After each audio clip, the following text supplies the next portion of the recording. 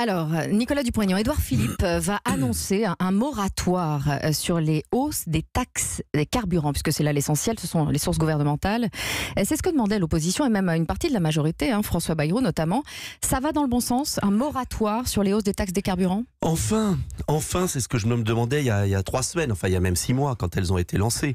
Enfin, alors moratoire, ça veut dire quoi ? Si c'est pour sauver la face, c'est une annulation. Ou alors est-ce que c'est pour... tromper à nouveau les Français et revenir dans 3 mois. Je ne sais pas. En tout cas, moi, je ne vais pas bouder mon plaisir parce que je pense qu'aujourd'hui, la crise est tellement grave qu'un responsable politique ne doit pas jeter de l'huile sur le feu. Si c'est un moratoire qui aboutit sur une annulation et ensuite sur une réorientation du cap économique et social pour à la fois plus de justice et plus de progrès partagés, ce sera positif. Si c'est une manœuvre dilatoire, les Français se réveilleront parce qu'ils sont à vif. Est-ce que vous pensez que c'est suffisant pour calmer la colère des Gilets jaunes ? Mais les Gilets jaunes, c'est le peuple français.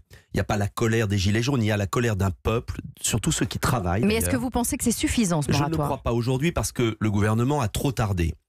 Mais moi, je ne vais pas être dans la critique permanente. Je dis que c'est un premier pas, je veux voir les suivants, et c'est l'objet de la proposition de loi que je dépose aujourd'hui avec le sénateur Masson, pour qu'il y ait d'autres mesures. Je pense à une mesure fondamentale, qui est la réindexation des pensions de retraite et des prestations familiales sur l'inflation, qui a été annulée par le gouvernement, et c'était la première fois depuis la Seconde Guerre mondiale.